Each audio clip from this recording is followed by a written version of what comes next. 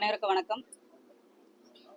தமிழக வெற்றி கழகத்தினுடைய கழக பொதுச் செயலாளர் மாண்புமிகு அண்ணன் உஷா ஆனந்தன் அவருடைய தலைமையில் நாங்கள் 3 சட்டமன்ற உறுப்பினர்களும் இன்றைய தினம் முழு மனதோடு நாங்கள் கழகத்தில் இணைந்து கொண்டிருக்கின்றோம்.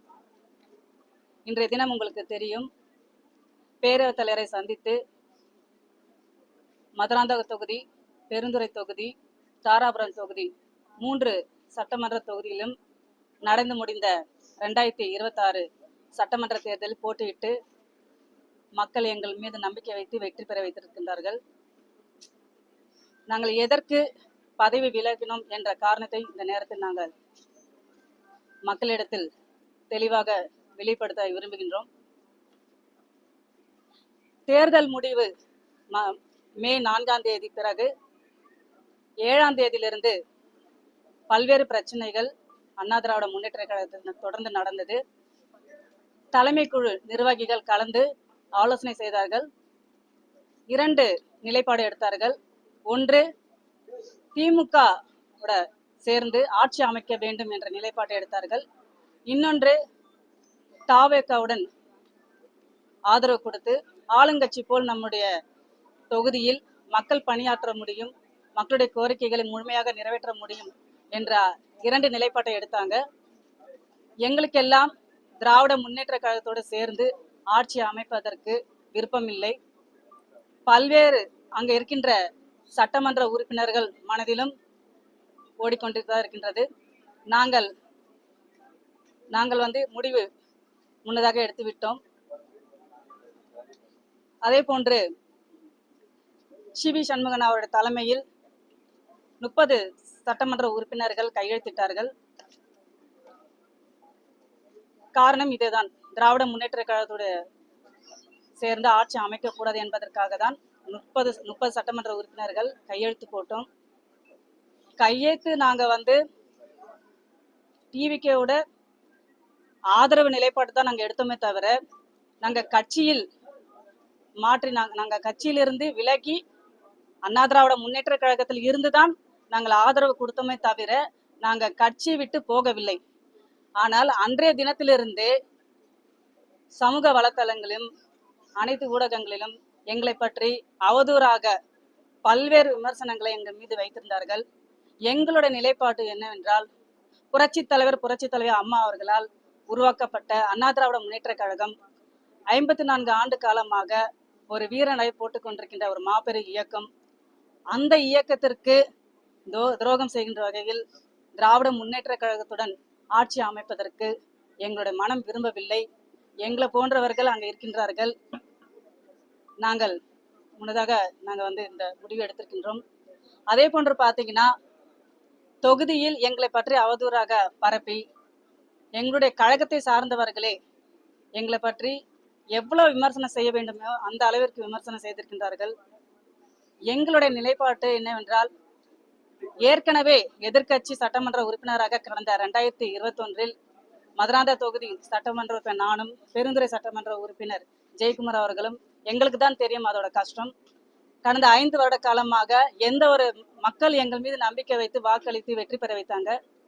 ஆனால் எங்களால் அவருடைய கோரிக்கைகள் நிறைவேற்ற முடியவில்லை. அதிகார அளவிலும் திராவிட முன்னேற்ற கழகம் ஆட்சியில் இருந்தார்கள். நாங்கள் சட்டமன்றத்தில் பல்வேறு கோரிக்கைகளை வைத்தும் ஒரு 10% வாக்குறுதி 10% கோரிக்கை கூட நிறைவேற்றவில்லை எங்களுடைய மதுராந்த தொகுதியில். அதே போன்றுதான் அவருக்கும். இந்த முறையும் நாங்கள் எதிர்கட்சியாக செயல்பட முடியாது. ஏனால் இந்த நடந்து முடிந்த சட்டமன்ற தேர்தல் 2026 நாங்கள் மக்களை சந்திக்கின்ற பொழுது, கடந்த முறையில் நீங்கள் சட்டமன்ற உறுப்பினராக தேர்ந்தெடுக்க போது எதையும் நீங்க செய்யவில்லை, இந்த முறையாவது வெற்றி பெற வைக்கிறோம். நீங்கள் எங்களுடைய கோரிக்கைகள் எல்லாம் நிறைவேற்ற வேண்டும் என்று எங்களிடத்தில் எங்கள் மீது நம்பிக்கை வைத்து என்னுடைய மதுராந்த தொகுதி மக்கள் என்னை வெற்றி பெற வைத்திருக்கின்றார்கள். அவர்களுடைய உணர்வுகளை புரிந்துதான் நாங்கள் இந்த நிலைப்பாட்டை எடுத்திருக்கின்றோம்.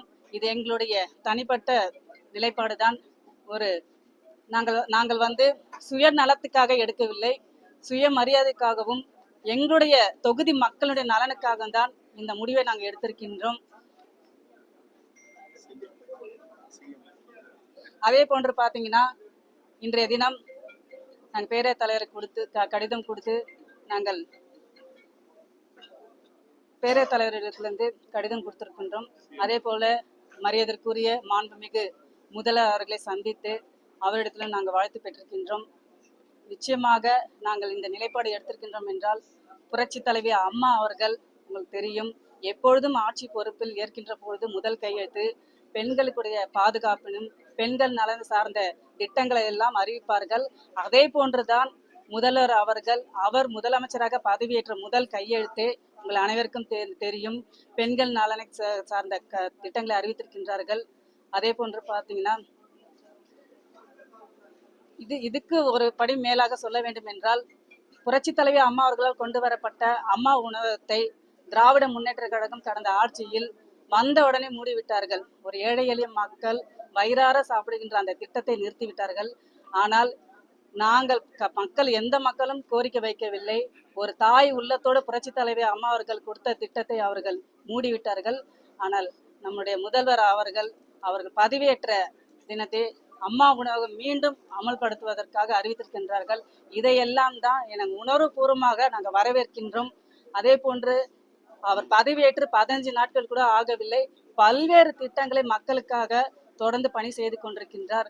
மக்கள் அவர்கள் அனைவரும் எதிர்பார்த்து கொண்டிருக்கின்றார்கள். நல்ல ஆட்சி கொடுப்பார் என்று எங்களுக்கு நம்பிக்கை இருக்கின்றது. எங்களுடைய மதுராந்தக தொகுதி மக்களுடைய நலனை கருதி மட்டும்தான் நாங்கள் தமிழக வெற்றி கழகத்தில் மனப்பூர்வமாக இணைந்து கொண்டிருக்கின்றோம் என்பதை தெரிவித்துக் கொள்கிறேன். தொகுதி மக்களுக்காக சொல்றீங்க மேம், இப்போ அந்த ராஜினாமா செஞ்சுட்டீங்க, அடுத்த தேர்தல் வரும்போது அதே தொகுதியில நீங்க நிக்கிறதுக்கான வாய்ப்பு